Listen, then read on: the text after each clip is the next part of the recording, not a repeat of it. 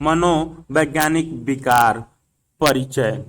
आपने कुछ ऐसे लोग अवश्य देखे होंगे जो दुखी, परेशान एवं असंतुष्ट होते हैं। उनके मन मस्तिष्क से दुख, बेचैनी एवं तनाव से भरे होते हैं और वे महसूस करते हैं कि वे अपने जीवन में आगे बढ़ने में वे असमर्थ हैं। वे सोचते हैं कि जीवन का एक कष्टकार कठिन संघर्ष है जो कभी कभी जीने योग्य नहीं लगता है। प्रसिद्ध विश्लेषित मनोवैज्ञानिक कार्ल युंग ने काफी विचारण ये बात कही है। मैं बिना कोई छाया डाले वास्तविक कैसे हो सकता हूँ? मेरा कोई गहन पक्ष भी होना चाहिए। यदि मैं पूर्ण होना चाहता हूँ और अपनी छाया के प्रति सचेत होने से मैं एक बार और याद करता हूँ कि मैं भी किसी अन्य की भांति एक मनुष्य हूँ। किसी महत्वपूर्ण परीक्षा से पहले आप में से किसी ने घबराहट महसूस की होगी, अपने भविष्य की जीविका के बारे में तनावग्रस्त और उद्विग्न हुए होंगे, या अपने किसी निकट व्यक्ति के अस्वस्थ होने पर चिंतित हुए होंगे। अपने जीवन के किसी बिंदु पर हम सबको कुछ बड़ी समस्याओं का सामना करना पड़ता है। हालांकि कुछ लोगों की जीवन की समस्याओं और दबावपूर्ण स्थितियों के प्रति तीव्र प्रतिक्रिया होती है। इस अध्याय में हम यह जानने का प्रयास करेंगे कि जब व्यक्तियों को मनोवैज्ञानिक समस्या होती है तो उनका क्या प्रभाव होता है, असामान्य व्यवहार के कारण क्या और कारक हैं, और विभिन्न प्रकार के मनोवैज्ञानिक विकारों के क्या संकेत और लक्षण हैं। मनोवैज्ञानिक विकार के अध्ययन ने 2500 से अधिक विषयों से सभी संस्कृतियों को विस्मित एवं कौतूहल युक्त रखा है। मनोवैज्ञानिक विकार या मानसिक विकार जैसे कि अक्सर इन्हें कहा जाता है, किसी भी असामान्य बात की तरह हमारे लिए असुविधा उत्पन्न कर सकता है और थोड़ा भयभीत भी कर सकता है। सारे विश्व में दुख, कष्ट, दुश्चिंता तथा अविकसित क्षमताएं देखी जा सकती हैं। जीवन की चुनौतियों से अनुकूलन न कर पाने के कारण यह असफलताएं होती हैं। जैसा कि आपने पूर्व अध्यायों में पढ़ा होगा, अनुकूलन से तात्पर्य पर्यावरण की परिवर्तित होती है। आवश्यकताओं के अनुसार अपने व्यवहार और अनुक्रिया को परिवर्तित करने की योग्यता है। जब कोई व्यवहार स्थिति की आवश्यकता अनुसार परिवर्तित न हो सके तो इसे दुर्नुकूल व्यवहार कहा जाता है। अब सामान्य मनोवैज्ञानिक मनोविज्ञान की वह शाखा है जो दुर्नुकूल व्यवहार, उसके कारण, परिणाम और तथा उपचार पर ध्यान देती है। असामान्य तथा मनोवैज्ञानिक विकार के सप्रत्यय।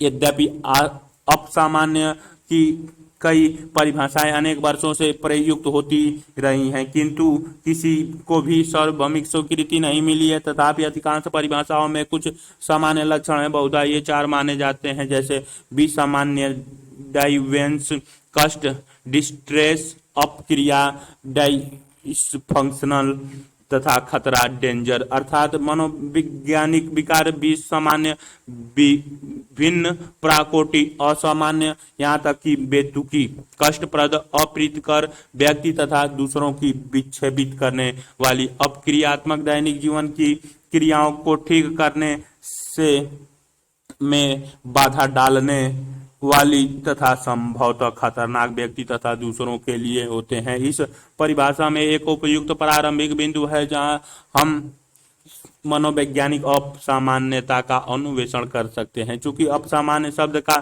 शाब्दिक अर्थ है जो सामान्य से परे है, इसका अर्थ तात्पर्य हुआ जो स्पष्ट रूप से परिभाषित मानकों या मानदंडों से हटकर। मनोवैज्ञानिक में हमारे पास मानव व्यवहार का कोई आदर्श मॉडल या सामान्य मॉडल नहीं है जिसे तुलना के आधार के रूप में उपयोग किया जा सके। सामान्य और असामान्य व्यवहार में भी भेद करने के लिए कई उपागम प्रयुक्त होते हुए हैं। इन उपागमों में से 2 मूल और द्वंद्वात्मक दृष्टिकोण उत्पन्न हुए हैं। पहला उपागम असामान्य व्यवहार को सामाजिक मानकों से विचलित, deviations from the social norms व्यवहार मानता है। कई मनोवैज्ञानिकों के अनुसार असामान्य केवल एक नाम मात्र लेबल है जो उस व्यवहार को दिया जाता है जो सामाजिक प्रत्याशाओं से हटकर हो। असामान्य व्यवहार विचार और संवेगों वे हैं जो उचित प्रकारों से संबंधित समाज के विचारों से काफी भिन्न है हो। प्रत्येक समाज के कुछ मानक नॉर्म होते हैं जो समाज में उचित आचरण के लिए कथित या अकथित नियम होते हैं। वे व्यवहार, विचार और संवेग जो सामाजिक मानकों को तोड़ते हैं। अपसामान्य कहे जाते हैं प्रत्येक समाज के मानक उसकी विशिष्ट संस्कृति, कल्चर, उसके इतिहास, मूल्यों, संस्थानों, आदतों, कौशलों, प्रौद्योगिकी और कला से विकसित होते हैं। अतः जिस समाज में प्रतियोगिता और अग्रहिता का मूल्य होता है वह आक्रामकता व्यवहार को स्वीकार कर सकता है, जबकि वे समाज जो सहयोग और पारिवारिक मूल्यों पर जोर देता है, जैसे कि भारत में वे आक्रामकता को अस्वीकृति यहाँ तक कि अपसामान्य समझ सकते हैं। समय के साथ किसी समाज के मूल्यों में परिवर्तन आ सकता है, जिसके कारण मनोवैज्ञानिक अपसामान्यता के दृष्टिकोण में भी परिवर्तन आ सकता है। इस परिभाषा पर गंभीर प्रश्न चिन्ह लगाए गए हैं। यह मुख्यतया इस धारणा पर आधारित है कि सामाजिक रूप से स्वीकृत व्यवहार अपसामान्य नहीं है तथा सामान्यता और कुछ नहीं, केवल सामाजिक मानकों के प्रति अनुरूपता है। दूसरा उपागम अपसामान्य व्यवहार को दुर्नुकूल मेलडेप्टिव व्यवहार के रूप में समझाता है। कई मनोवैज्ञानिक ऐसे मानते हैं कि व्यवहार की सामान्यता को समझने का सबसे उपयुक्त मापदंड सामाजिक स्वीकृति नहीं है, बल्कि यह है कि वह व्यक्ति के कल्याण और अंततः उस समूह जिसमें वे संबंध हैं के कारण को पोषित करता है। कल्याण या कुशल क्षेत्र वेल बीइंग केवल भरण पोषण और अतिजीविता ही नहीं है, बल्कि उसमें विकास और संतुष्टि अर्थात अपनी क्षमताओं का पूर्ण विकास एवं उपयोग भी सम्मिलित है। जैसा कि आपने मैस्लो के आवश्यकताओं के पदानुक्रम सिद्धांत में भी पढ़ा होगा, इस मापदंड के अनुसार कोई अनुरूप व्यवहार अपसामान्य हो सकता है यदि यह दुर्नुकूल है, अर्थात यदि यह इष्टतम प्रकार्य तथा वृद्धि में बाधा पहुंचाता है। उदाहरण एक विद्यार्थी जो मन में कई प्रश्न के होते हुए भी कक्षा में चुपचाप रहता है। किसी व्यवहार को दुर्नुकूल कहने का तात्पर्य यह है कि समस्या बनी हुई है। इससे यह संकेत भी मिलता है कि व्यक्ति की सुभेद्यता, बचाव की अक्षमता या पर्यावरण में असाधारणता दबाव के कारण जीवन में समस्याएं उत्पन्न हो गई हैं। यदि आप अपने चारों तरफ लोगों से बात करें तो पाएंगे कि मनोवैज्ञानिक विकारों के बारे में उनके अस्पष्टता विचार होते हैं जो अंधविश्वास, अज्ञान और भय के तत्वों पर आधारित होते हैं। पुनः सामान्यतः यह भी माना जाता है कि मनोवैज्ञानिक विकार कुछ शर्मनाक पहलू हैं। मानसिक रोगों पर लगे कलंक, स्टिग्मा के कारण लोग डॉक्टर या मनोवैज्ञानिक से परामर्श लेने में हिचकिचाते हैं, क्योंकि अपनी समस्याओं को वे लज्जास्पद समझते हैं। वास्तव में मनोवैज्ञानिक विकारों को भी अन्य बीमारियों की तरह समझना चाहिए जो कि अनुकूलन की असफलता के कारण होती है। क्रियाकलाप 4.1 3 लोगों से बात कीजिए। अपने मित्रों में से एक, अपने माता पिता के कोई एक मित्र तथा आपके पड़ोसी। उनसे पूछिए कि क्या उन्होंने किसी ऐसे व्यक्ति को देखा है जो मानसिक रूप से बीमार हो या जिसको कुछ मानसिक समस्याएं हो। जानने की कोशिश कीजिए कि वे उस व्यवहार को अपसामान्य क्यों समझते हैं। उसे व्यक्ति द्वारा प्रदर्शित संकेत और लक्षण क्या है, इस अपसामान्य व्यवहार के कारण क्या है और क्या इस व्यक्ति की मदद की जा सकती है। आपको जो सूचना मिली उसे कक्षा में अपने सहपाठियों के साथ बांटिए तथा देखिए क्या कुछ सामान्य अभिलक्षण है जिसके कारण हम उसे अपसामान्य की संज्ञा देते हैं। ऐतिहासिक पृष्ठभूमि। मनोवैज्ञानिक विकार को समझने के लिए एक संक्षिप्त ऐतिहासिक विवरण चाहिए कि किस प्रकार इन विकारों को अलग अलग समय के दौरान समझा गया है। जब हम अपसामान्य मनोवैज्ञानिक का इतिहास पढ़ते हैं तो पाते हैं कि कुछ सिद्धांत ऐसे हैं जो बार बार घटित हुए हैं। एक प्राचीन सिद्धांत जो आज भी जाना जाता है कि अपसामान्य व्यवहार किसी अलौकिक, सुपर नेचुरल और जादुई शक्ति, मैजिकल फोर्सेज के कारण होता है। जैसे बुरी आत्माएं, भूत प्रेत या शैतान। व्यक्ति के अंदर रहने वाली इन बुरी आत्माओं को झाड़ फूक, एक्सोरिसिज्म और प्रार्थना द्वारा हटाने का तरीका आज भी सामान्य उपयोग किया जाता है। कई समाजों में ओझा समन वे व्यक्ति समझे जाते हैं जिनका संबंध अति प्राकृतिक शक्तियों से होता है, जिनके माध्यम से प्रेतमाएं व्यक्तियों से बात करती हैं। ओझा के द्वारा ग्रसित व्यक्ति यह जान सकता है कि उसकी समस्या किस प्रेतमा के कारण है तथा उसे प्रसन्न करने के लिए क्या किया जाए। अब सामान्य मनोवैज्ञानिक के इतिहास में यह विचार बार बार आया है कि व्यक्ति इसीलिए विचित्र ढंग से व्यवहार करता है क्योंकि उसका शरीर और मस्तिष्क उचित व्यवहार से काम नहीं करते। यह जैविक बायोलॉजिकल या आंगिक उपागम ऑर्गेनिक अप्रोच हैं। आधुनिक काल में इस बात के प्रमाण हैं कि शरीर और मस्तिष्क की कई प्रक्रियाएं का संबंध कई तरह के दुर्नुकूल व्यवहारों से है। कई प्रकार के विकारों को दोषपूर्ण जैविक प्रक्रियाओं को ठीक करके दूर किया जा सकता है, जिसका परिणाम समुन्नत प्रकारों में होता है। दूसरा उपागम्य मनोवैज्ञानिक उपागम्य साइकोलॉजिकली अप्रोच है। इस दृष्टिकोण के अनुसार मनोवैज्ञानिक समस्या व्यक्ति के विचारों, भावनाओं तथा संसार को देखने के नजरिए में अपर्याप्तता के कारण उत्पन्न होती है। ये तीन परिप्रेक्ष्य अति प्राकृतिक, जैविक या आंगिक और मनोवैज्ञानिक पश्चिमी सभ्यता के इतिहास के बार बार घटित होते रहे हैं। प्राचीन पश्चिमी सभ्यता में प्राचीन ग्रीक के दार्शनिक चिकित्सक जैसे कि हिप्पोक्रेटस, सुकरात और विशेष रूप से प्लेटो हुए, जिन्होंने सर्वांगीण उपाय ऑर्गेनिज्म अप्रोच को विकसित किया और बाधित व्यवहार को संवेग और तर्क के बीच द्वंद्व के कारण उत्पन्न माना। ग्लेन ने व्यक्तिगत चरित्र और स्वभाव में चार वृत्ति फोर ह्यूमरस को भूमिका को बताया। उनके अनुसार यह भौतिक संसार चार तत्वों से बना है, जैसे पृथ्वी, वायु, अग्नि, जल, जो मिलकर हमारे शरीर के चार आवश्यक द्रव जैसे रक्त, काल पित्त, पीला पित्त और श्लेष्मा बनाते हैं। इनमें से प्रत्येक द्रव भिन्न भिन्न स्वभाव को बनाते हैं। इन चार वृत्तों में असंतुलन होने से विभिन्न विकार उत्पन्न हो जाते हैं। यह अथर्ववेद और आयुर्वेदिक पुस्तकों में वर्णित भारतीय धारणा त्रिदोष, वात, पित्त और कफ के समान सप्रत्यय है। आप इसके बारे में अध्याय 2 में पढ़ चुके हैं। मध्य युग मिडिल एज में भूत विद्या, डिमोनोलॉजी और अंधविश्वासों के असामान्य व्यवहार के कारण की व्याख्या करने में पुनः महत्व प्राप्त कर लिया। भूत विद्या के अनुसार मानसिक समस्याओं से ग्रसित व्यक्ति में दुष्ट आत्माएं थी और उस काल में बहुत से उदाहरण चुड़ैल मारण के पाए जाते हैं। प्रारंभिक मध्य युग के दौरान इंसानियत की दीन वात्सल्यता की भावना अभिभावी रही और संत अगस्टीन ने भावनाओं को, मानसिक कष्टों और द्वंद्वों के बारे में काफी विस्तार से लिखा। इसी ने असामान्य व्यवहार के आधुनिक मनोगतिक सिद्धांतों का आधारशिला रखी। पुनर्जागरण काल रेनेसांस पीरियड में असामान्य व्यवहार के बारे में जिज्ञासा और मानवतावाद में काफी वृद्धि दिखाई दी। योहान वेयर ने मनोवैज्ञानिक द्वंद्व तथा अंतर्वैयक्तिक संबंधों में बाधा को मनोवैज्ञानिक विकार का महत्वपूर्ण कारण माना। उन्होंने इस बात पर जोर दिया कि डायन भी मानसिक रूप से बाधित हो सकते हैं, अतः उन्हें भी चिकित्सा उपचार की आवश्यकता होती है, न कि धर्मशास्त्रीय उपचार की।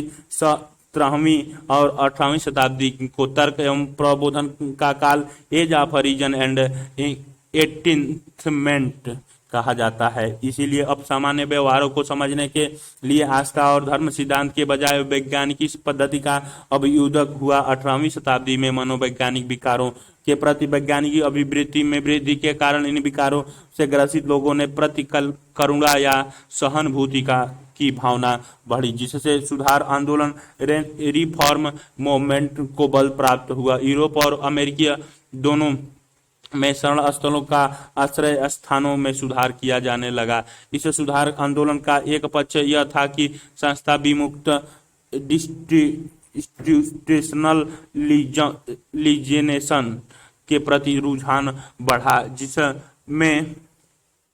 जिसमें मानसिक रूप से बीमार लोगों के ठीक होने के पश्चात सामुदायिक देखरेख के ऊपर जोर दिया जाने लगा। हाल के वर्षों में इन उपगमों के अभिसरण के परिणाम स्वरूप अन्योन्य क्रियात्मक इंटर रिएक्शनल तथा जैव मनोसामाजिक उपागम में बायो साइको सोशल अप्रोच का अभ्युदय हुआ।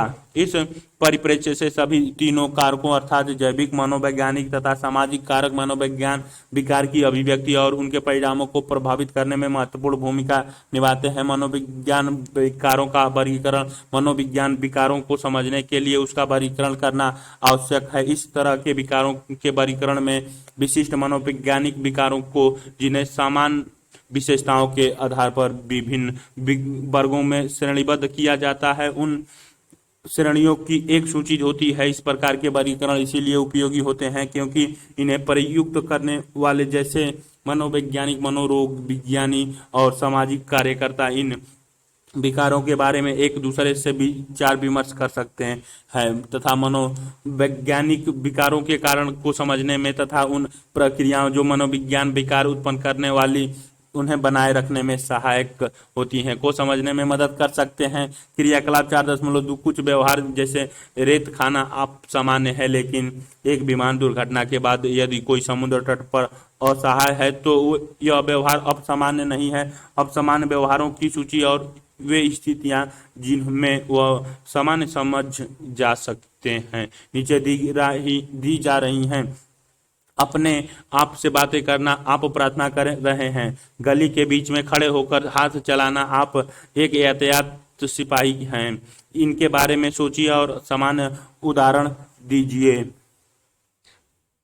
अमेरिकन मनोरोग संघ, अमेरिकन साइकोट्रिक एसोसिएशन एपीए ने विभिन्न प्रकार के मनोवैज्ञानिक विकारों का वर्णन तथा वर्गीकरण करते हुए एक आधिकारिक पुस्तक का ऑफिशियल मैनुअल प्रकाशित की है। इसका वर्तमान संस्करण diagnostic and statistical manual of mental disorders, पंचम संस्करण DSM-5 diagnostic and statistical manual of mental disorder 5th edition अलग नैदानिक मानदंड प्रस्तुत करता है जो विकारों की उपस्थिति या अनुपस्थिति को सूचित करता है। भारत में तथा अन्यत्र बीमारियों के अंतर्राष्ट्रीय वर्गीकरण का 10वां संस्करण international classification of disease ICD-10 प्रयुक्त होता है, जिस ICD-10 व्यवहारात्मक एवं मानसिक विकारों का वर्गीकरण ICD-10 classification of behavioural and mental disorder कहा जाता है। इसे विश्व स्वास्थ्य संगठन वर्ल्ड हेल्थ ऑर्गेनाइजेशन WHO ने तैयार किया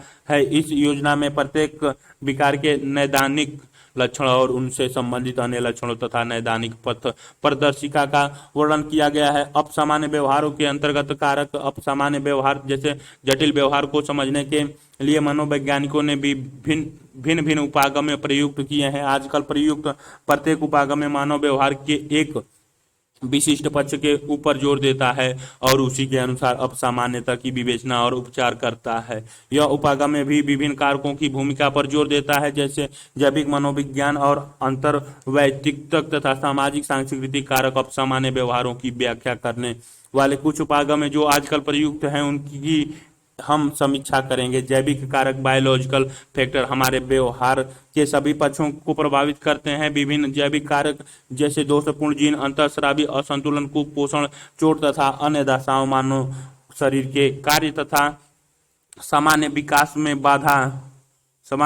में बाधा पहुंचा सकते हैं। अपसामान्य व्यवहार के यह संभाव्य कारक हो सकते हैं। हम जैविक मॉडल को पहले ही जान चुके हैं। इस मॉडल के अनुसार अपसामान्य व्यवहार का एक जीव रासायनिक या शारीरिक क्रियात्मक आधार होता है। जैविक शोधकर्ताओं ने पाया है कि एक तंत्रिका कोशिका से दूसरी तक संदेश के प्रसारण में आने वाली समस्या से अक्सर मनोवैज्ञानिक विकारों से संबंधित होती हैं। अपनी कक्षा 11 में पढ़ा होगा कि एक छोटी सी खाली जगह जिसे तंत्रिका कोश संधि सिनोपस कहा जाता है तंत्रिका कोशिका को दूसरी से अलग करती है।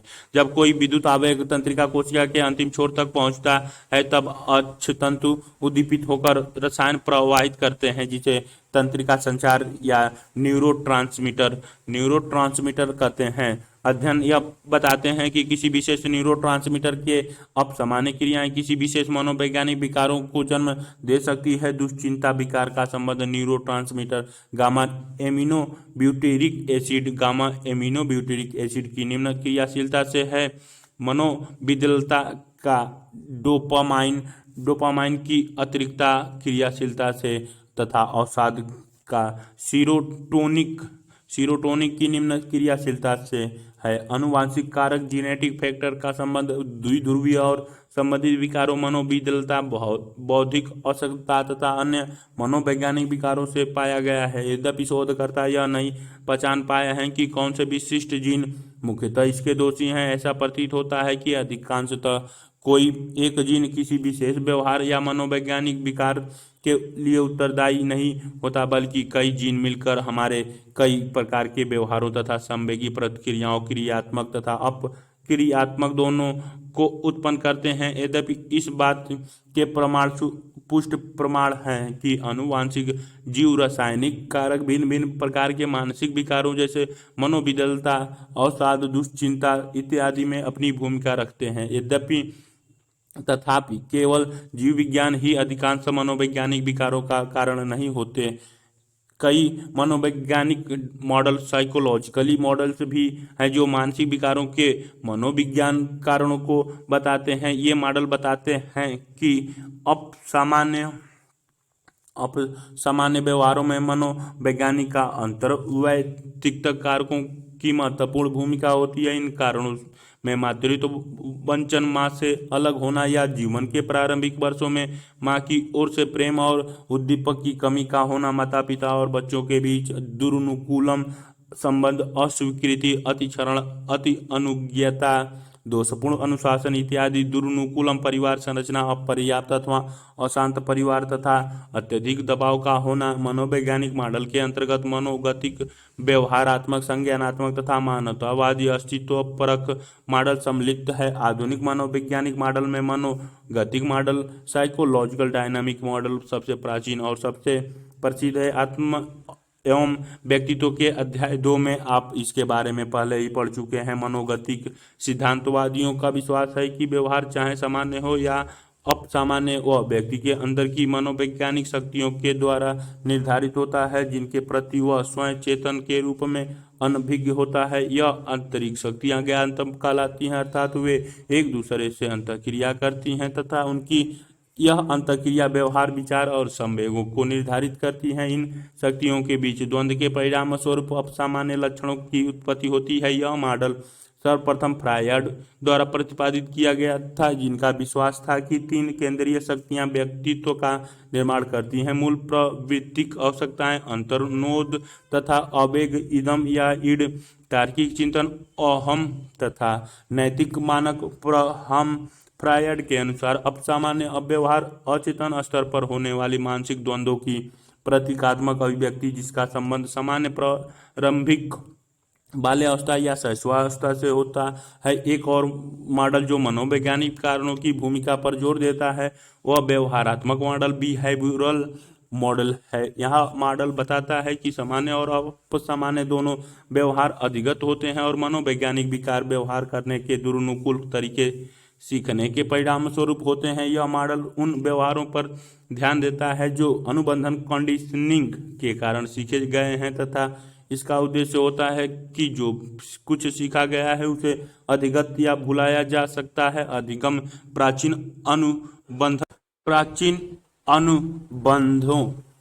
अनुबंध कालिका सहचार्य, जिसमें 2 घटनाएं बार बार एक दूसरे के साथ साथ घटित होती हैं। क्रिया प्रसूत अनुबंध, जिसमें व्यवहार किसी पुरस्कार से संबंधित किया जाता है, तथा सामाजिक अधिगम में दूसरे के व्यवहारों का अनुकरण करके सीखना से हो सकता है। यह 3 प्रकार के अनुबंध सभी प्रकार के व्यवहार, अनुकूली और दुरनुकूल के लिए उत्तरदायी है। संज्ञानात्मक मॉडल, कोग्निटिव मॉडल ने भी मनोवैज्ञानिक कारकों पर जोर दिया है। इस मॉडल के अनुसार अपसामान्य व्यवहार संज्ञानात्मक समस्याओं के कारण घटित हो सकते हैं। लोगों की अपने बारे में ऐसी धारणाएं और अभिवृत्तियां हो सकती हैं जो अविवेकशील और गलत हो सकती हैं। लोग बार बार अतार्किक तरह से सोच सकते हैं और सामान्य धारणा बना सकते हैं, जिसके कारण किसी एक घटना जो महत्वपूर्ण नहीं है के आधार पर ही बेहद नकारात्मक निष्कर्ष निकाल सकते हैं। अन्य मनोवैज्ञानिक मॉडल, मानवतावादी अस्तित्वपरक मॉडल, ह्यूमैनिटिज्म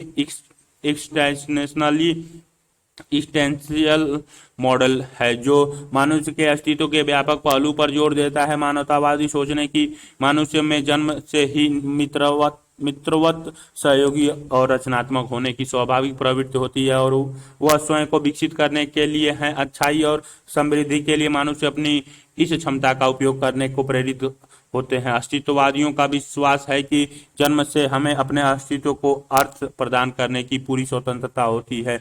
इस उत्तरदायित्व को हम निभा सकते हैं या परिहार कर सकते हैं। जो इस उत्तरदायित्व से मुंह मोड़ते हैं वे खाली अप्रामाणिक तथा अपरिक्रियात्मक जीवन जीते हैं। मनो सामाजिक तथा जैविक कारकों के साथ ही सामाजिक सांस्कृतिक कारक जैसे युद्ध तथा हिंसा, समूह पूर्वाग्रह और भेदभाव, आर्थिक और बेरोजगारी जैसे समस्याएं तथा तीव्र सामाजिक परिवर्तन हम में से अधिकांश लोगों पर इतना दबाव डालते हैं कि कुछ लोगों में यह मनोवैज्ञानिक समस्याएं उत्पन्न कर सकते हैं। सामाजिक सांस्कृतिक मॉडल सोशियो कल्चरल मॉडल के अनुसार सामाजिक और सांस्कृतिक शक्तियां जो व्यक्तियों को प्रभावित करती हैं, इनके संदर्भ में अब सामान्य व्यवहार को ज्यादा अच्छे ढंग से समझा जा सकता है।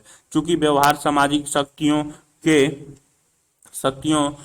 के द्वारा ही विकसित होता है, अतः इसे कारक जैसे कि परिवार संरचना और संप्रेषण, सामाजिक तंत्र, सामाजिक दशाएं तथा सामाजिक नामपत्र और भूमिकाएं अधिक महत्वपूर्ण हो जाती हैं। ऐसा देखा गया है कि कुछ पारिवारिक व्यवस्थाओं में व्यक्तियों में असामान्य व्यवहार उत्पन्न होने की संभावना अधिक होती है। कुछ परिवारों में ऐसी जालबद्ध संरचनाएं होती हैं जिससे में परिवार के सदस्य एक दूसरे की गतिविधियों के विचारों और भावनाओं में कुछ हद ज्यादा ही अंतर्निहित होते हैं।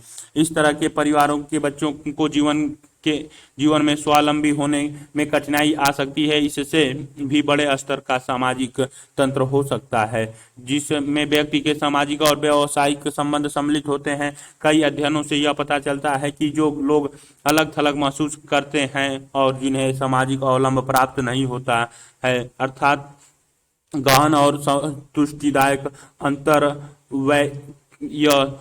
तक संबंध जीवन में नहीं प्राप्त होता, वे उन लोगों की अपेक्षा अधिक और लंबे समय तक अवसादग्रस्त हो सकते हैं जिनके अच्छे मित्रतापूर्ण संबंध होते हैं। सामाजिक सांस्कृतिक सिद्धांतकारों के अनुसार जिन लोगों में कुछ समस्याएं होती हैं, उनमें असामान्य व्यवहारों की उत्पत्ति सामाजिक संज्ञाओं और भूमिकाओं से प्रभावित होती हैं। जब लोग समाज के मानकों को तोड़ते हैं तो उन्हें सामान्य और मानसिक रोगी जैसी संज्ञाएं दी जाती हैं। इस प्रकार की संज्ञाएं इतना ज्यादा उन लोगों से जुड़ जाती हैं कि लोग उन्हें सनकी इत्यादि पुकारने लगते हैं और उन्हें उसी बीमारी की तरह से क्रिया करने के लिए उकसाते रहते हैं। धीरे धीरे वह व्यक्ति बीमार की भूमिका स्वीकार कर लेता है और तथा असामान्य व्यवहार करने लगता है। इन मॉडलों के अतिरिक्त असामान्य व्यवहारों की एक बहुमान्य व्याख्या रोगोन्मुखता दबाव मॉडल, डेथ स्ट्रेस मॉडल द्वारा दी गई है। इस मॉडल के अनुसार जब कोई रोग उन्मुखता किसी विकार के लिए जैविक पूर्ववर्ती किसी दबावपूर्ण स्थिति के कारण सामने आ जाती है, तब मनोवैज्ञानिक विकार उत्पन्न होते हैं। इस मॉडल के 3 घटक हैं। पहला घटक रोगोन्मुखता या कुछ जैविक विपथन जो वंशागत हो सकते हैं। दूसरा घटक यह है कि रोगोन्मुखता के कारण किसी मनोवैज्ञानिक विकार के प्रति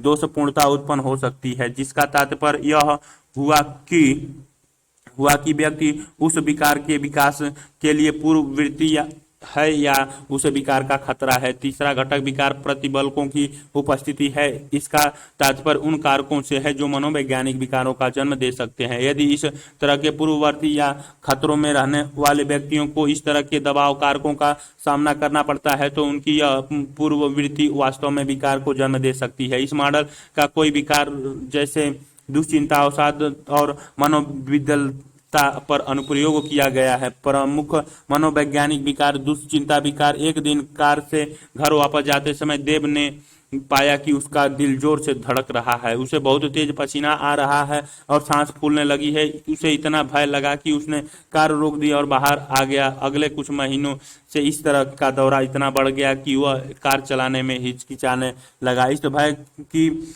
दौरे के दौरान कहीं वह यातायात में फंस न जाए। देव को लगा कि वह सनकी हो गया है और मर जाएगा। जल्द ही वह घर के अंदर रहने लगा और उसने घर के बाहर निकलने से मना कर दिया।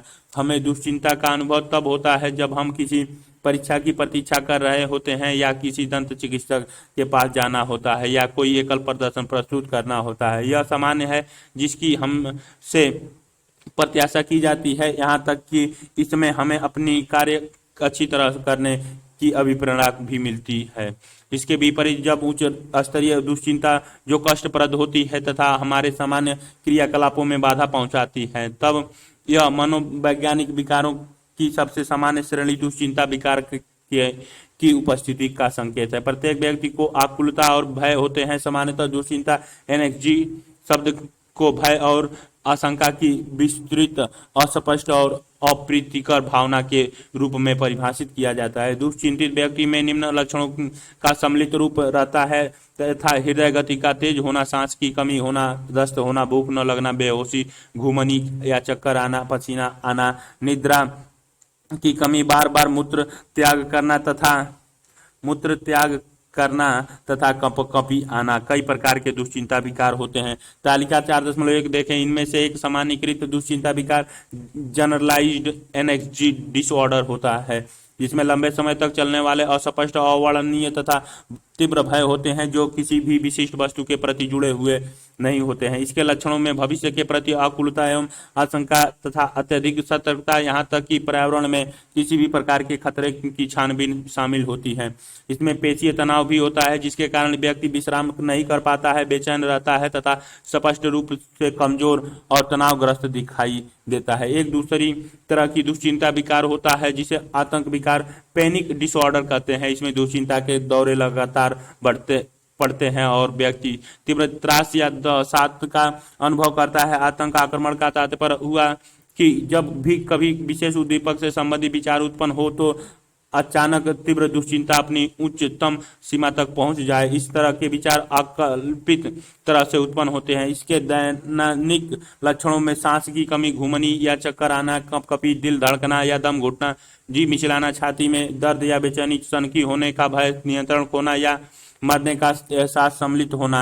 आप किसी ऐसे व्यक्ति से अवश्य मिले होंगे या सुना होगा जिसने एक छिपकली के भय से कमरे में घुसने से मना कर दिया हो, या जिसने किसी इमारत की 10वीं मंजिल पर सीढ़ी से जाने या लिफ्ट से चलने के लिए मना कर दिया हो, अपने स्वयं महसूस किया हो या अपने मित्र को देखा हो जो अच्छी तरह से याद किए हुए भाषण को श्रोताओं के समक्ष बोल न पाया हो। इस तरह के भय को दुर्भिद फोबिया कहते हैं।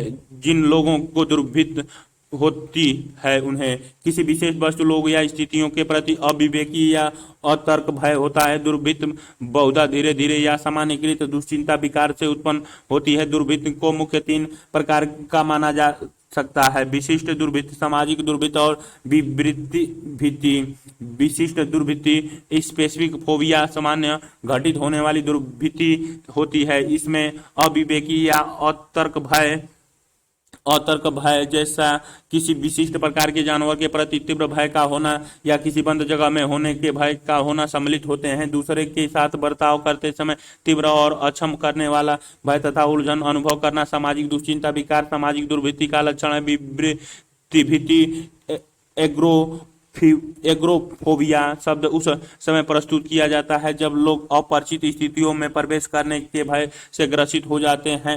विवृत्ति भीति से ग्रसित अधिकांश लोग अपने घर से निकलने में घबराते हैं, इसीलिए जीवन की सामान्य गतिविधियों का निर्वहन करने की उनकी योग्यता भी अत्यधिक सीमित हो जाती है।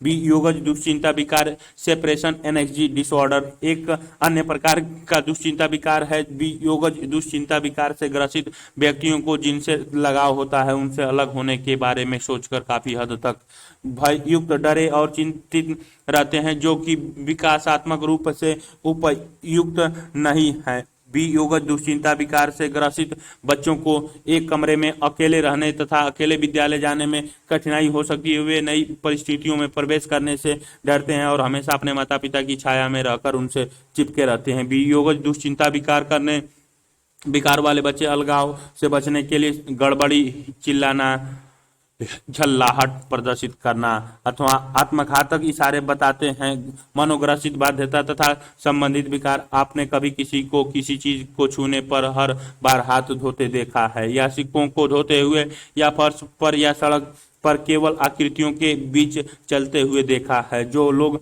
मनोग्रसित बाध्यता विकार ऑब्जर्वेसिव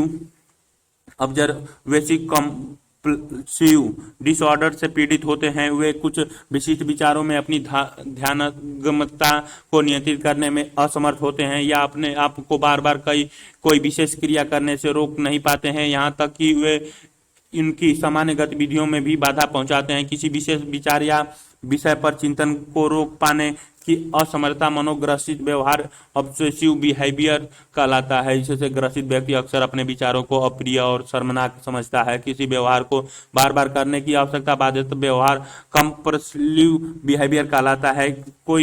कई तरह की बाध्यता में गिनना, आदेश देना, जांचना, छूना और धोना सम्मिलित होते हैं। इसी श्रेणी में शामिल अन्य विकार हैं जमाखोरी विकार, बाल खींचना विकार, त्वक छेदना, त्वचा उधेड़ना विकार आदि। क्रियाकलाप 4.3 याद कीजिए, आप 10वीं की बोर्ड परीक्षा के पहले आपने कैसा महसूस किया था। जब परीक्षा पास एक महीना पहले, एक सप्ताह पहले परीक्षा के दिन और जब आप परीक्षा भवन में प्रवेश कर रहे थे आ रही थी तो आपने कैसा महसूस किया था। यह भी याद कीजिए कि जब आप परीक्षा फल की प्रतीक्षा कर रहे थे तब कैसा महसूस कर रहे थे। अपने अनुभवों को अपने शारीरिक लक्षणों जैसे पेट में तितलियों का उड़ना, हाथों का चिपचिपा होना, अत्यधिक पसीना आना इत्यादि और मानसिक अनुभव जैसे तनाव, आकुलता, दबाव इत्यादि के रूप में लिखिए।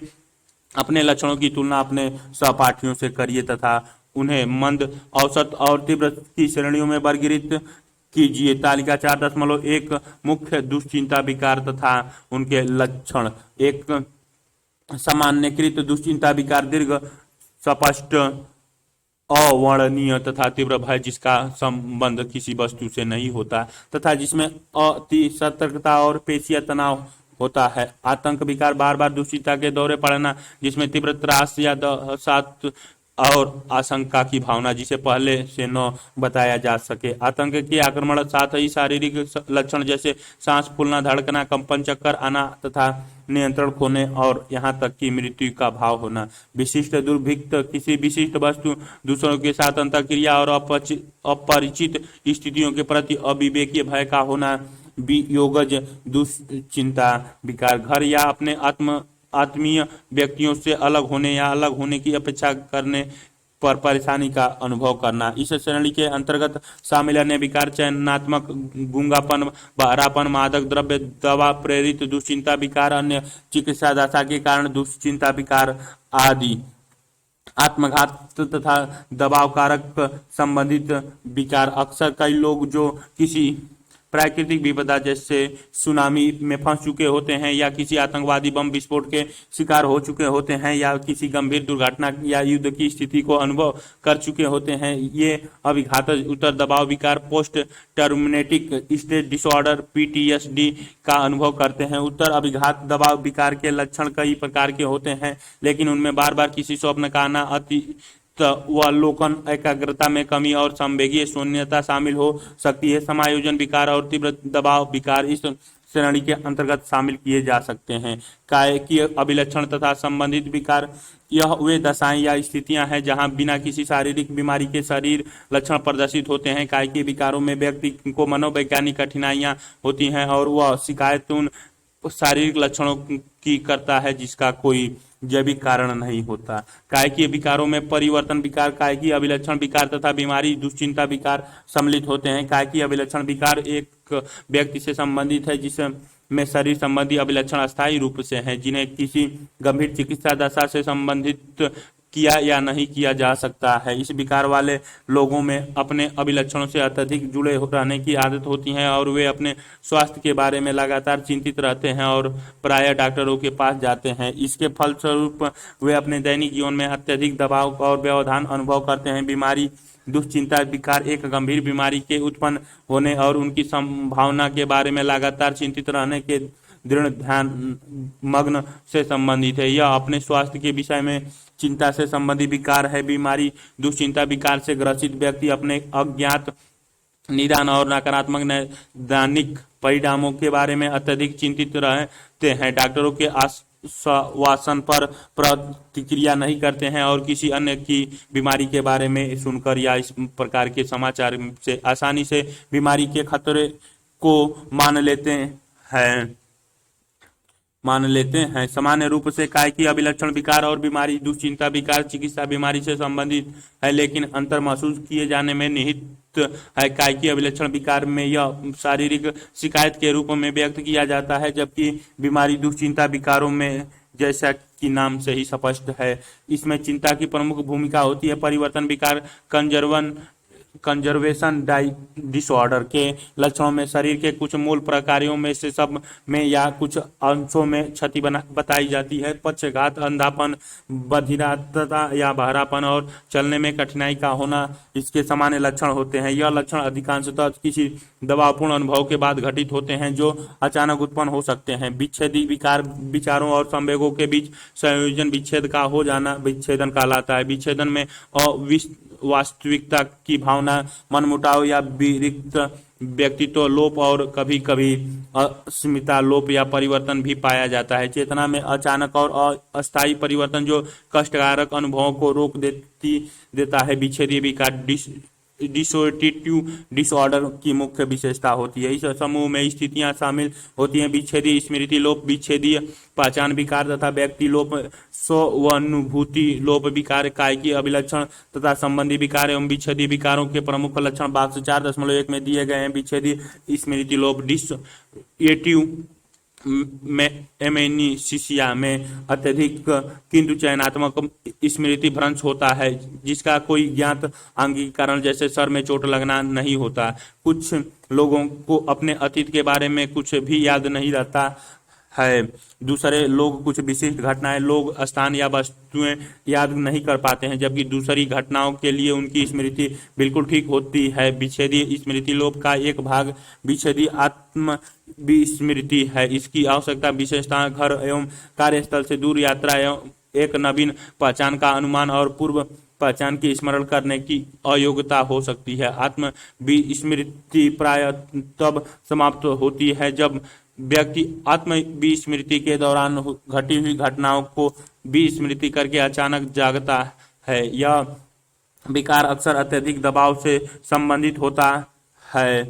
कायिकीय अभिलक्षण तथा संबंधित विकार एवं विच्छेदीय कारकों की प्रमुख विशेषताएं बॉक्स 4.1 कायिकीय अभिलक्षण तथा संबंधित विकार। विच्छेदीय विकार कायिकीय अभिलक्षण विकार व्यक्ति किसी चिकित्सा दशा की अनुपस्थिति में शारीरिक संबंधित अभिलक्षणों को अनुभव करता है या यदि चिकित्सा दशा उपस्थित है तो यह उतना गंभीर नहीं लगता है जैसा कि अभिलक्षणों में दिखाई देता है। बीमारी दुश्चिंता विकार व्यक्ति एक गंभीर चिकित्सा दशा के उत्पन्न होने की संभावना को लेकर चिंता का अनुभव करता है। परिवर्तन व्यक्ति संवेदी या पेशीय प्रकारों जैसे पक्षाघात, अंधापन इत्यादि में क्षति या हानि प्रदर्शित करता है जिसका कोई शारीरिक कारण नहीं होता किंतु किसी दबाव या मनोवैज्ञानिक समस्याओं के प्रति व्यक्ति की अनुक्रिया के कारण हो सकता है। विच्छेदीय विकार विच्छेदीय स्मृति लोप व्यक्ति अपनी महत्वपूर्ण व्यक्तिगत सूचनाएं जो अक्सर दबावपूर्ण और अभिघातज सूचनाएं से संबंधित हो सकती है का पुनः स्मरण करने में असमर्थ होता है। विस्मरण की मात्रा सामान्य से परे होती है। व्यक्तित्व लोप सहानुभूति लोप विकार व्यक्ति स्वयं की अवधारणा को वास्तविकता के बोध में बदलाव का अनुभव करता है। विच्छेदीय पहचान बहु व्यक्ति दो या दो से अधिक भिन्न और वैषम्यात्मक व्यक्तित्व को प्रदर्शित करता है जो सामान्य शारीरिक दुर्व्यवहार की घटनाओं से जुड़ा होता है। विच्छेदीय पहचान डिसोसिएटिव आइडेंटिटी डिसऑर्डर को अक्सर बहुव्यक्ति वाला कहा जाता है। यह सभी विच्छेदीय विकारों में सबसे अधिक नाटकीय होती है। अक्सर यह बाल्यावस्था के अभिघातज अनुभवों से संबंधित होता है।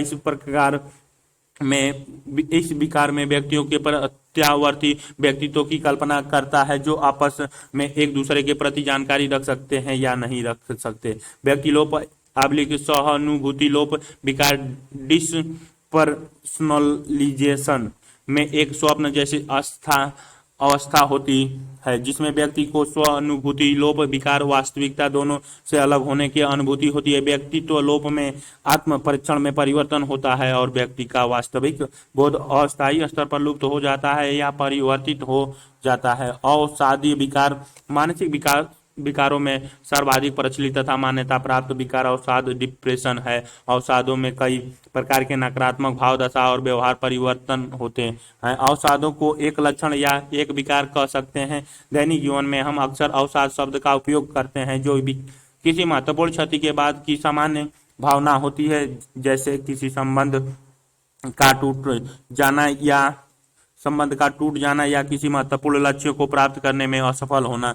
मुख्य भाव दशा विकारों में अवसादी, उन्मादी तथा द्विध्रुवीय विकार होते हैं। मुख्य अवसादी विकार मोजर डिप्रेसिव डिसऑर्डर में अवसादीय भाव दशा की अवधि होती है तथा अधिकांश गतिविधियों में अभिरुचि या आनंद नहीं रह जाता। साथ ही अन्य लक्षणों भी हो सकते हैं, जैसा कि शरीर के भार में परिवर्तन, लगातार निद्रा से संबंधित समस्या, थकान, स्पष्ट रूप से चिंतन करने में असमर्थता, क्षोभ, बहुत धीरे धीरे कार्य करना तथा मृत्यु और आत्महत्या के विचारों का आना। इसके अतिरिक्त अन्य लक्षण ऐसे भी हो सकते हैं जैसे अत्यधिक दोष या निकम्मेपन की भावना का होना। अवसाद पूर्वयोगी कारक मुख्य अवसादी तथा द्विध्रुवीय विकारों के आनुवांशिक संरचना या आनुवांशिकता खतरे का एक महत्वपूर्ण कारण है। उम्र भी इसी विकार के खतरे का कारण है। उदाहरणतः स्त्रियों को प्रारंभिक प्रौढ़ावस्था में अधिक खतरा रहता है, जबकि पुरुषों के लिए प्रारंभिक मध्यावस्था में सबसे ज्यादा खतरा होता है। इसी तरह लिंग भी एक महत्वपूर्ण कारण होता है जिसकी भूमिका इन विभेदक खतरों के संदर्भ में होती है। उदाहरणतः पुरुषों की तुलना में स्त्रियों में अवसादी विकार से ग्रसित होने की संभावना अधिक रहती है। अन्य खतरे के कारण जीवन की नकारात्मक घटनाओं और सामाजिक अवलंबन की कमी का अनुभव करना है। द्विध्रुवीय तथा संबंधित विकार। द्विध्रुवीय फर्स्ट विकार में उन्माद और अवसाद दोनों समाहित होते हैं, जो वैकल्पिक रूप से उपस्थित रहते हैं और कभी कभी सामान्य मनोदशा के समय बाधित होते हैं। उन्माद के प्रक्रमण अपने आप बहुत कम प्रकट होते हैं, वे प्रायः अवसाद के साथ विकल्प के रूप में रहते हैं। द्विध्रुवीय भावदशा विकारों को पहले उन्माद अवसाद विकार कहा जाता है। द्विध्रुवीय और संबंधित विकारों के प्रकार के कुछ उदाहरण शामिल हैं, जैसे द्विध्रुवीय फर्स्ट विकार, द्विध्रुवीय सेकंड विकार और चक्र विपक्षित विकार। प्रत्येक आत्महत्या एक दुर्भाग्य है। आत्महत्या पूरे जीवन काल में घटित होती है। आत्महत्या जैविक, आनुवांशिक, मनोवैज्ञानिक, समाज शास्त्रिक, सांस्कृतिक और पर्यावरणीय कारकों के जटिल अंतरपृष्ठीय आपसी संबंध का एक परिणाम है। कुछ अन्य जोखिम कारक जीवन की किसी अवस्था में मानसिक विकारों, विशेषकर अवसाद तथा मद्य के उपयोगों से संबंधित विकार तथा प्राकृतिक तबाही, हिंसा, गाली या नुकसान और अकेलेपन से गुजरना है। आत्महत्या हेतु पहले किए गया प्रयास सबसे मजबूत खतरा बनता है। प्रायः आत्मघातक व्यवहार, समस्या समाधान, दबाव प्रबंधन और संवेगी अभिव्यक्ति में कठिनाई को संकेत करता है। आत्मघातक विचार आत्मघातक कार्य के रूप में तब बढ़ता है जब व्यक्ति को कठिनाइयों से बाहर निकलने हेतु केवल आत्मघातक विचारों को मानना ही एकमात्र रास्ता दिखाई देता है। क्रियाकलाप 4.4 अपने परिवार में कोई बुरी खबर सुनी होगी, उदाहरणतः किसी निकट संबंधी की मृत्यु या फिल्म में आने अपने किसी प्रिय पात्र को मरते हुए देखा होगा या आशा से कम नंबर पाए होंगे या आपको पालतू जानवर की मृत्यु हो गई होगी। इन घटनाओं ने आपको दुखी और उदास तथा भविष्य के प्रति निराशा किया होगा। अपने जीवन की इन घटनाओं को याद करने का प्रयास कीजिए। उन स्थितियों की सूची बनाइए जिनके कारण यह प्रतिक्रिया हुई। अपनी सूची और प्रतिक्रियाओं की कक्षा में दूसरे के साथ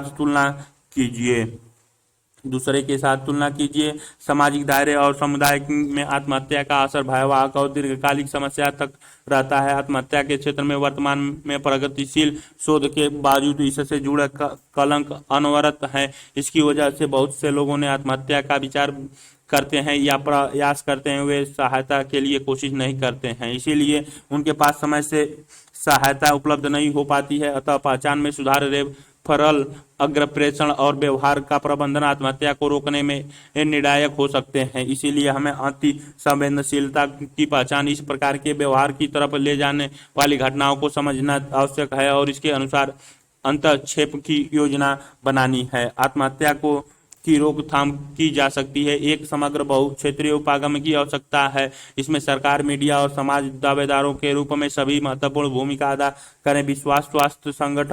विश्व स्वास्थ्य संगठन द्वारा सुझाए गए कुछ उपायों में शामिल है आत्महत्या हेतु प्रयोग किए जाने वाले साधकों की उपलब्धता को सीमित करना, जिम्मेदारी पूर्ण तरीके से मीडिया द्वारा आत्महत्या की घटना को प्रस्तुत करना, मद्य से संबंधित नीतियों को लागू करना, संभावित व्यक्ति की शीघ्र पहचान, इलाज और देखभाल सुनिश्चित करना, आत्महत्या के बारे में पता करने और रोकथाम करने में स्वास्थ्य कर्मचारी को प्रशिक्षित करना, आत्महत्या का प्रयास कर चुके व्यक्तियों की देखभाल करना और सामुदायिक सहयोग उपलब्ध कराना।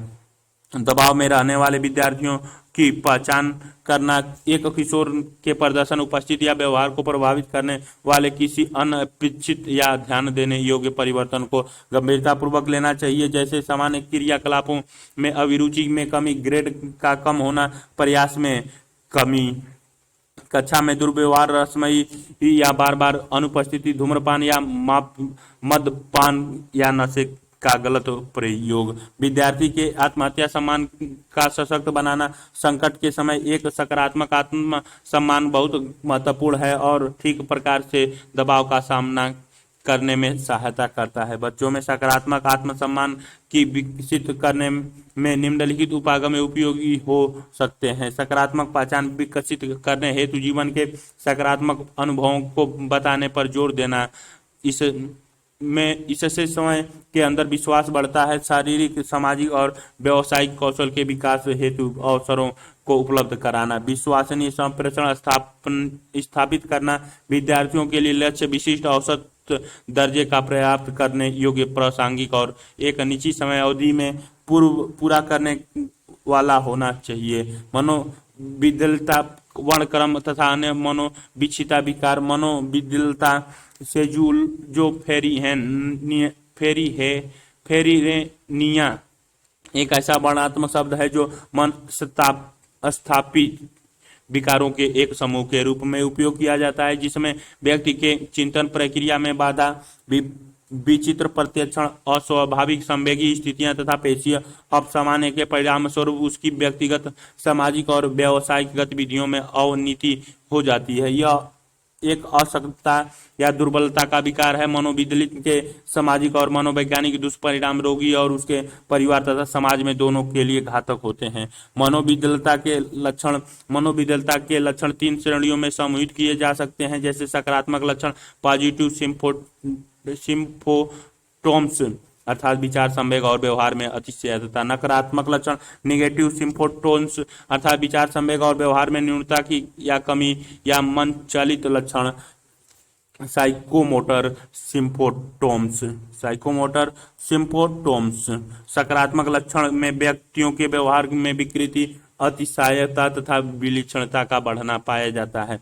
भ्रम शक्ति, असंगठित चिंतन एवं भाषा प्रवर्धित प्रत्यक्षण और विभ्रमता या अनुपयुक्तता। भाव मनोविचलता में सबसे अधिक पाए जाने वाले लक्षण है। मनोविचलता में ग्रसित कई व्यक्तियों में भ्रम शक्ति, डिसइल्यूजन विकसित हो जाते हैं। भ्रम शक्ति एक झूठा विश्वास है जो अपर्याप्त आधार पर बहुत मजबूती से टिका रहता है। इस पर तार्किक युक्ति का कोई प्रभाव नहीं पड़ता है। वास्तविकता में जिसका कोई आधार नहीं होता। मनोविचलता में उत्पीड़न, भ्रम शक्ति, डिसक्लूजन ऑफ प्रेशरकेशन सर्वाधिक पाई जाती हैं। इस तरह के भ्रम शक्ति से ग्रसित लोग यह विश्वास करते हैं कि लोग उनके विरुद्ध षड्यंत्र कर रहे हैं, उनकी जासूसी कर रहे हैं, उनकी मिथ्या निंदा की जा रही है, उन्हें धमकी दी जा रही है, उन पर आक्रमण हो रहे हैं या जानबूझकर उत्पीड़ित किए जा रहे हैं। मनोविचलता से ग्रसित लोगों में संदर्भ भ्रम शक्ति, डिसइल्यूजन ऑफ रेफरेंस भी हो सकता है, जिसमें वे दूसरों के कार्यों या क्रियाकलाप। 4.5 क्या आप कुछ ऐसे चरित्रों को जानते हैं जिन्हें अपने फिल्मों में देखा या पुस्तकों में पढ़ा हो, जो ऐसे विकारों से ग्रसित हों जो अभी तक आप पढ़ चुके हैं, जैसे अवसाद या मनोविचलता, और जो इस तरह के कुछ भ्रम शक्तियां प्रदर्शित करते हैं?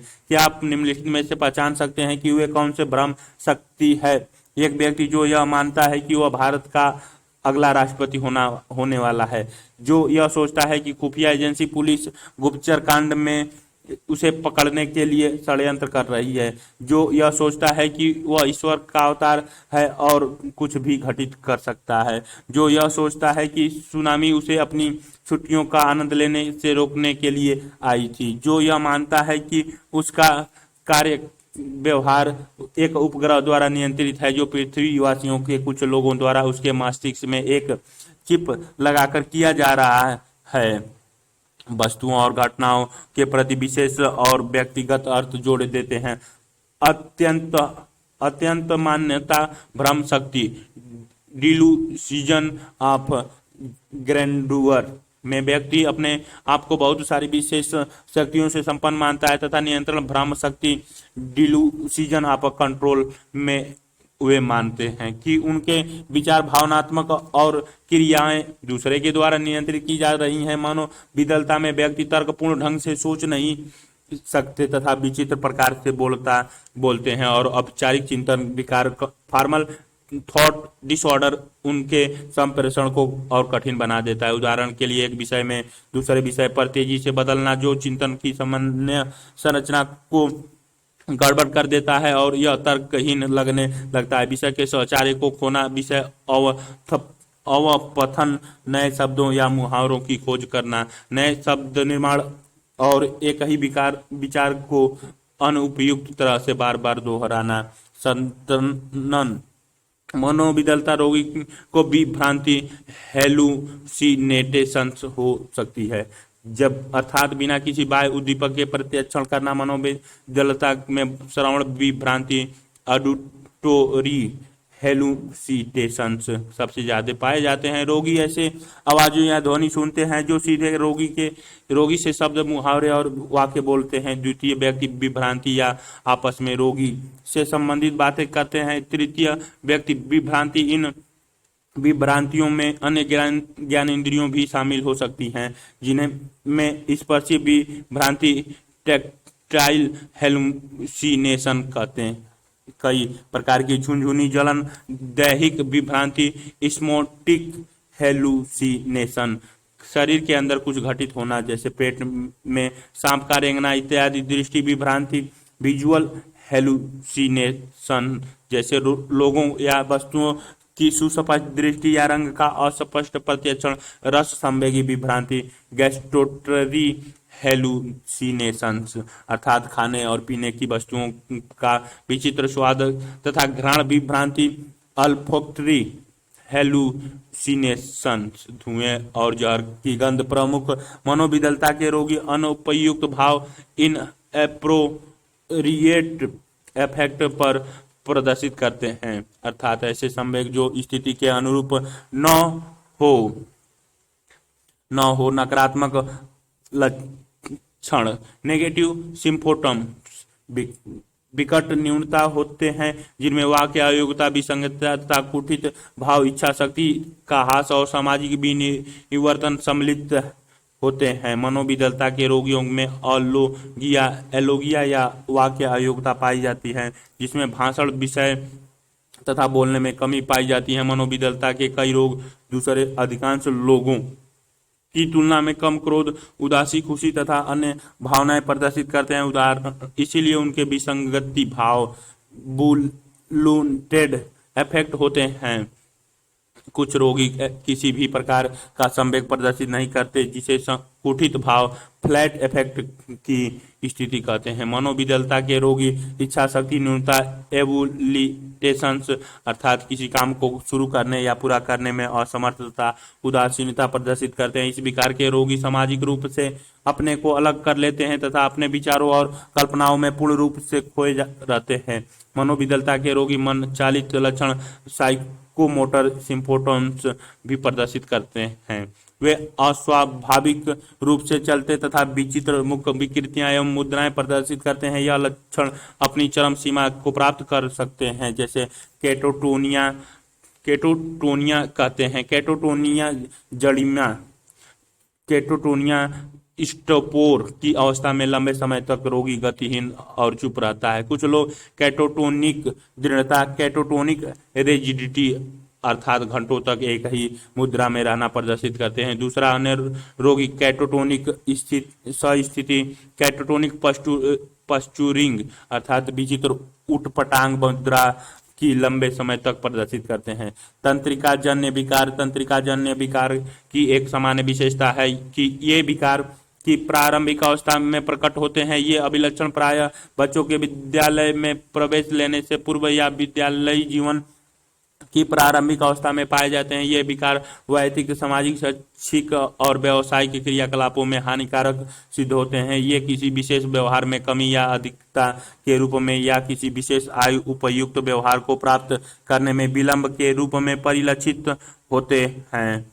अब हम बाल्यावस्था के विकारों की चर्चा, जैसे अवधान न्यूनता, अति क्रिया विकार, attention deficit hyper reactivity disorder ADHD, स्वलीनता, वर्ण क्रम विकार, बौद्धिक अशक्तता तथा विशिष्ट अधिगम विकार। यदि इन विकारों पर ध्यान नहीं दिया गया तो यह आगे चलकर जैसे जैसे बच्चे पूर्णावस्था की ओर बढ़ता है, गंभीर और दीर्घकालिक विकारों को जन्म देता है। अवधान न्यूनता अतिक्रिया विकार के दो प्रमुख लक्षण हैं और वह अनवधान इन अटेंशन तथा अतिक्रियाशीलता, अवेगशीलता, हाइपर रिएक्टिविटी, इम्पोसिविटी। जो अन्य बच्चे अनमनस्क इन अटेंशनेटिव होते हैं, वे काम या खेल के समय मानसिक प्रयास को देर तक बनाए नहीं रख पाते हैं। उन्हें अपने ध्यान केवल एक वस्तु पर लगाने में या अनुदेशों का पालन करने में बड़ी कठिनाई होती है। सामान्य शिकायतों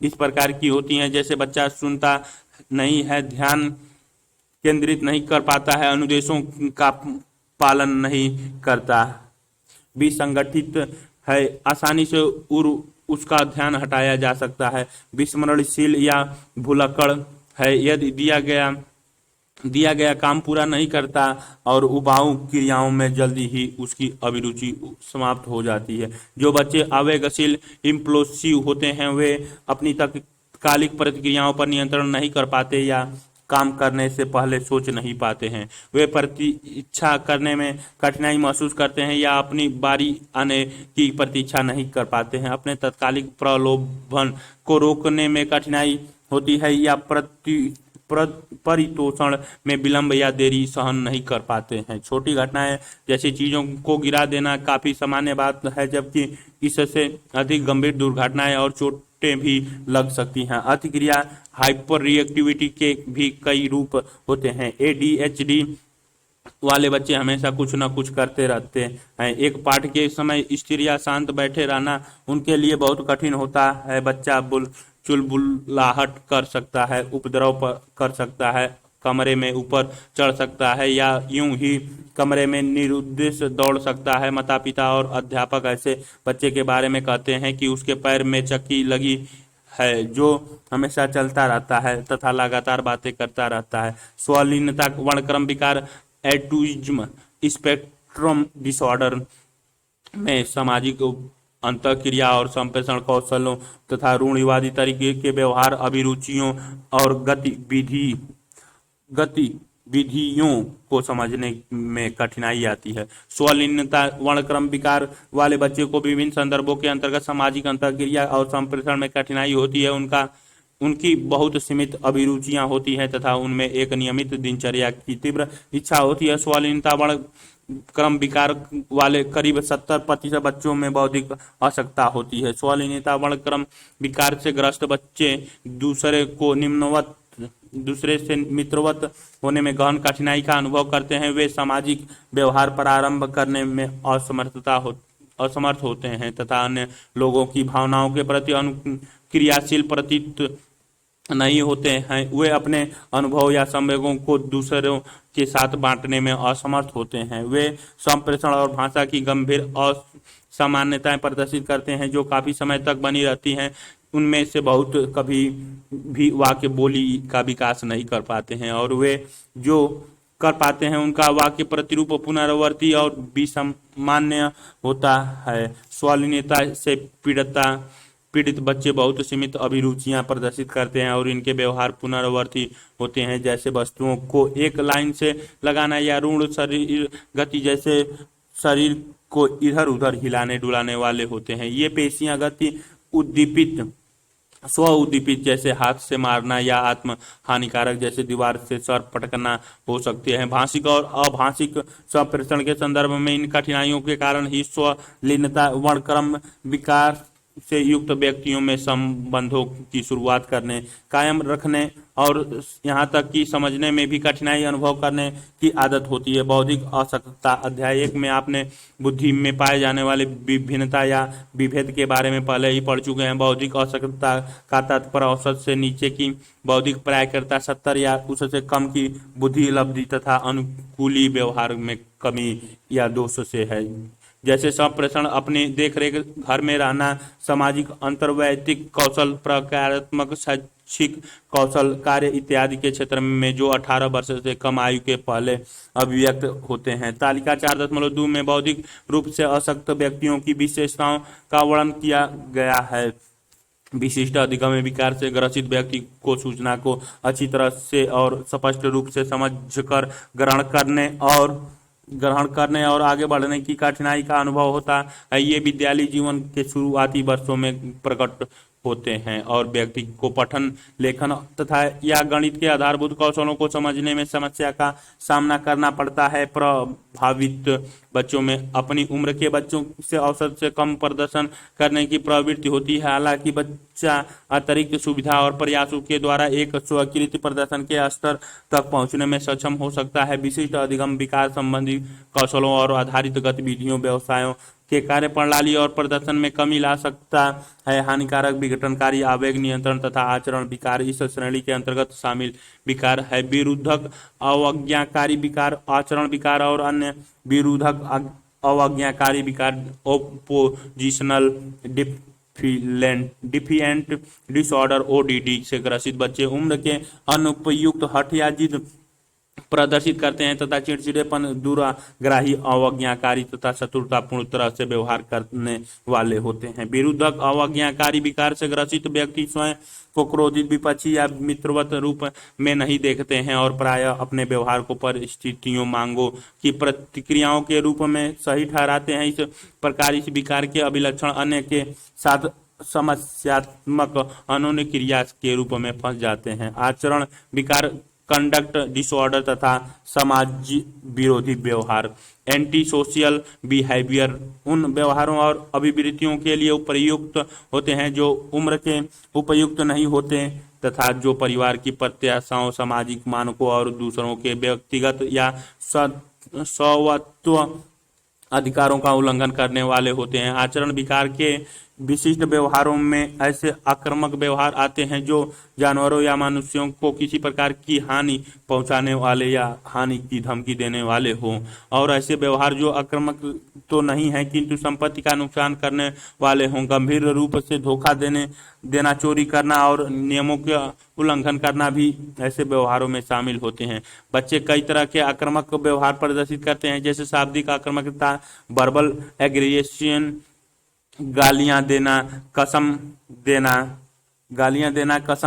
देना, शारीरिक आक्रामकता, फिजिकल एग्रेशंस, मारना, झाड़ना, शत्रुता आक्रामकता, होस्टाइल एग्रेशंस, दूसरों को चोट पहुंचाना के इरादे से प्रदर्शित आक्रामकता और अग्रलक्षित आक्रामकता, प्रोएक्टिव एग्रेसियन, बिना उकसाने के भी दूसरे लोगों को धमकाना और डराना, उन पर प्रभावी या प्रबल होना। पोषण तथा भोजन विकार विकारों का एक अन्य समूह जिसमें युवा लोगों की विशेष रुचि होती है वह है भोजन विकार, ईटिंग डिसऑर्डर।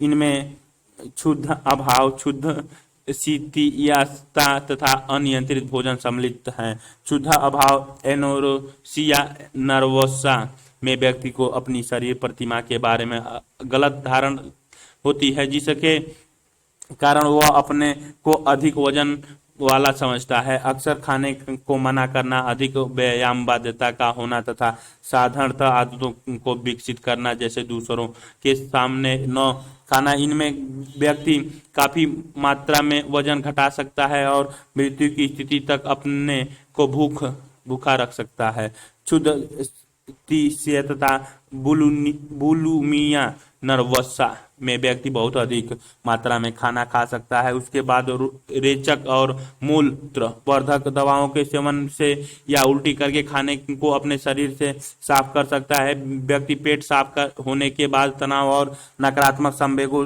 से अपने आप को मुक्त महसूस करता है। अनियंत्रित भोजन, बिंगिंग ईटिंग में अत्यधिक भोजन करने का प्रसंग बार पाया जाता है। व्यक्ति में सामान्य की तुलना में जल्दी खाने की आदत होती है और वह तब तक खाता रहता है जब तक कि उसे महसूस होता है कि वह जरूरत से ज्यादा खा चुका है। वास्तव में बहुत अधिक खाना उसे स्थिति में भी खाया जाता है जबकि व्यक्ति को भूख नहीं लगी होती है। मादक द्रव्य से संबंधित तथा व्यसनकारी विकार, व्यसनात्मक व्यवहार चाहे इसमें उच्च कैलोरी वाला भोजन करना जिससे अत्यधिक वजन बढ़ जाती है, या मद्य या कोकीन का दुरुपयोग करना शामिल है। जो आज के समाज में सबसे ज्यादा गंभीर समस्या तालिका दूध 4.2 विभिन्न स्तरों के बौद्धिक आवश्यकता वाले व्यक्तियों के अभिलक्षण कार्य निम्न, सामान्य और तीव्र। बुद्धिलब्धि प्रसार 55 से लगभग 70 तक, बुद्धिलब्धि प्रसार 55 से 35 से 40 से लगभग 50 से 55, बुद्धिलब्धि प्रसार 20 से 25 से लगभग 35 से 40 और अति गंभीर बुद्धिलब्धि प्रसार 20 से 25 से कम। आत्मा और लंब स्वयं भोजन करना और एवं कपड़े पहनना तथा अपनी शौच क्रिया का ध्यान स्वयं रखना इनकी मुश्किल होती है और प्रशिक्षण की आवश्यकता पड़ती है, लेकिन पर्याप्त स्वयं सहायता कौशल सीख सकते हैं। कोई कौशल नहीं या थोड़ा बहुत, लेकिन कुछ थोड़ा बहुत निजी काम कर सकते हैं। भाषा और प्रेषण पर्याप्त ग्राही एवं अभिव्यक्तिपरक भाषा संप्रेषण को समझ सकते हैं। पर्याप्त ग्राही एवं अभिव्यक्तिपरक भाषा वाक्य समस्या होती है। ग्राही भाषा सीमित होती है, अभिव्यक्तिपरक भाषा खराब होता है। शैक्षिक पठन पाठन उपयुक्त अधिगम प्रावरण 3री से 6ठी कक्षा, सीमित शैक्षिक कौशल 1ली या 2री कक्षा तक अधिकतम। शून्य शैक्षिक कौशल, सामाजिक कौशल मित्र होते हैं, समायोजन तुरंत सीख लेते हैं, मित्र बनाने में समर्थ होते हैं, लेकिन अनेक सामाजिक स्थितियों में परेशानी का अनुभव करते हैं। मित्र बनाने की क्षमता नहीं, कोई सामाजिक अंतःक्रिया नहीं। व्यवसायिक समायोजन, नौकरी कर सकते हैं, प्रतिस्पर्धा से अर्ध प्रतिस्पर्धात्मक, मुख्य में अकुशल काम, परिरक्षित कार्य पर्यावरण नियंत्रण देख जाने की आवश्यकता, कोई रोजगार नहीं, नियंत्रण देखभाल की आवश्यकता। वैश्विक जीवन, सामान्य तौर पर विवाह करते हैं, बच्चे भी होते हैं, दबाव के दौरान सहायता की आवश्यकता, सामान्य तौर पर न विवाह न बच्चे पराश्रित, न विवाह न बच्चे सदा दूसरों पर आश्रित।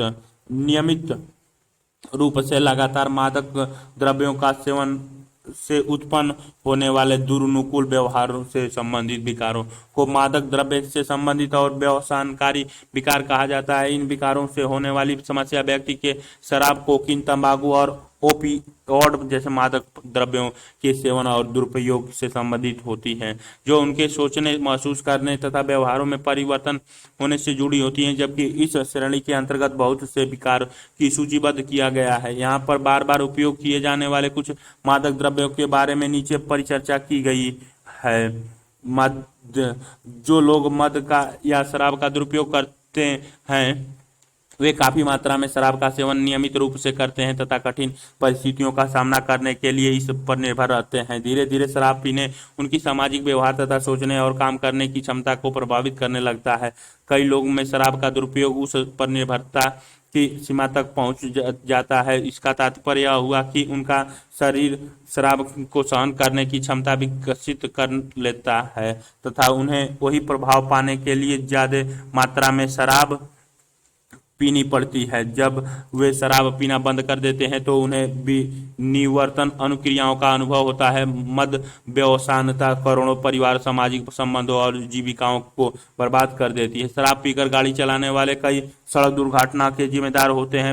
मद्य व्यसनिता से ग्रसित लोगों के बच्चों पर भी इसका गंभीर प्रभाव पड़ता है। इन बच्चों में मनोवैज्ञानिक समस्याओं की उच्च दर पाई जाती है, विशेषकर दुश्चिंता, अवसाद, दुर्भीति और मादक द्रव्य के सेवन संबंध विकार।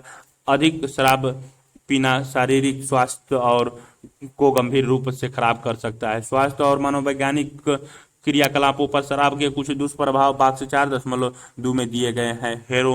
हेरोइन का दुरुपयोग सामाजिक एवं व्यवसायिक क्रियाकलापों के महत्वपूर्ण ढंग से बाधा पहुंचाता है। अधिकांशतः दुरुपयोग करने वाले हेरोइन पर निर्भरता विकसित कर लेते हैं, इसी के इर्द गिर्द अपना जीवन केंद्रित कर लेते हैं, इसके भी लिए सहिष्णुता बना लेते हैं और जब वे इसका सेवन बंद कर देते हैं हैं तो विनिवर्तन प्रक्रियाओं का अनुभव करते हैं। हेरोइन दुरुपयोग का सबसे प्रत्यक्ष खतरा इसकी अधिक मात्रा का सेवन है, जो मस्तिष्क में श्वसन केंद्रों को धीमा कर देती है और कई मामलों में मृत्यु का कारण बनती है।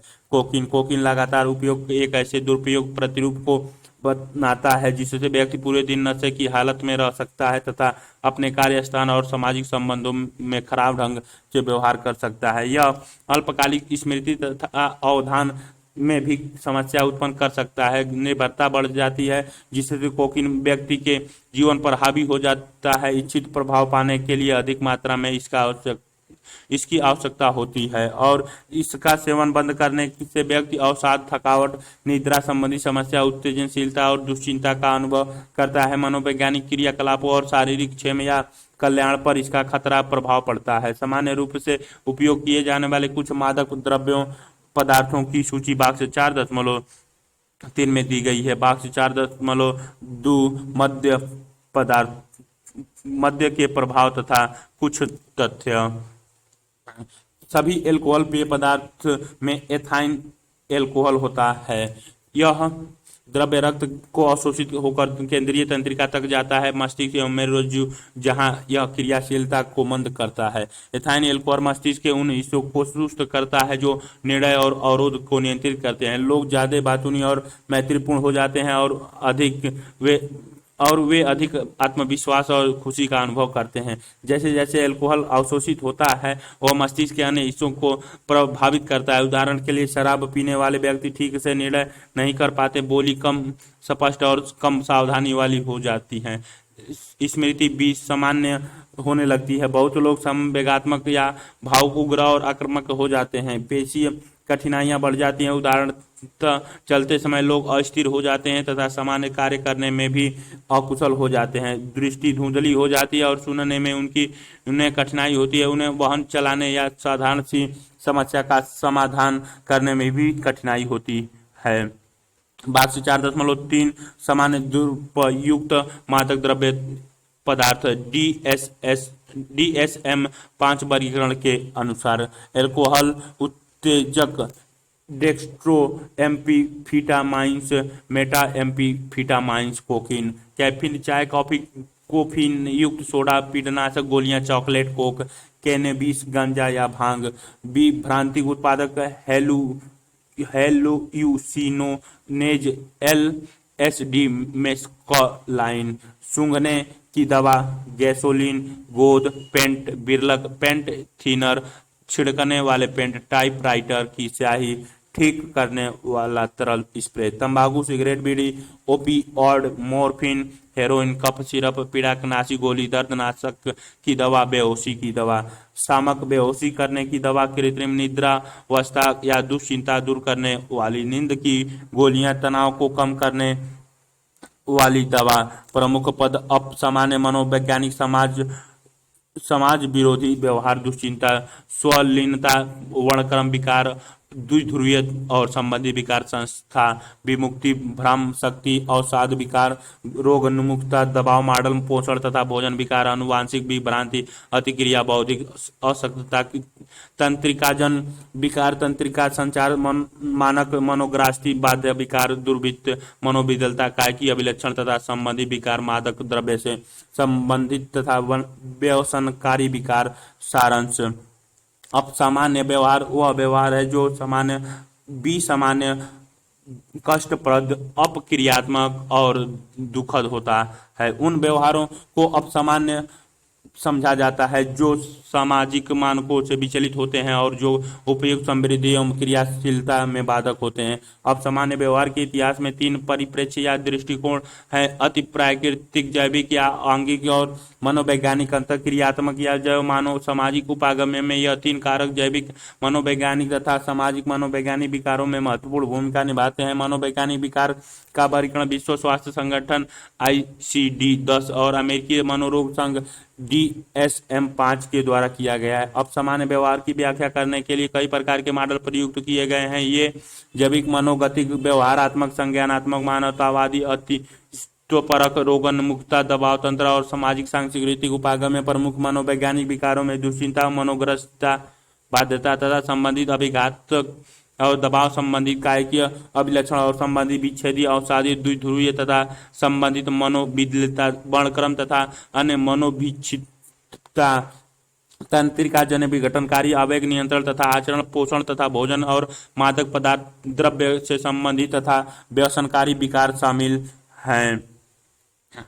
परियोजना हम में से प्रत्येक में भाव दशा में दिन भर परिवर्तन होते रहते हैं। अपने साथ एक छोटी डायरी रखिए और 3-4 दिन तक अपने संवेगात्मक अनुभव को नोट कीजिए। जैसे जैसे आप दिन में आगे बढ़ते हैं, उदाहरणतः जब आप जागते हैं, स्कूल कॉलेज जाते हैं, मित्र से मिलते हैं, घर वापस आते हैं, आप महसूस करेंगे कि आपकी भाव दशा में बहुत से उतार चढ़ाव आते हैं। नोट कीजिए कि कब आपने खुशी महसूस की, कब आप दुख महसूस किया, कब क्रोध आया, कब उत्तेजन चिड़चिड़ाहट हुई तथा कब सामान्य अनुभूत संवेगों का अनुभव किया। यह भी नोट कीजिए कि किन स्थितियों में कौन सा संवेग उत्पन्न हुआ।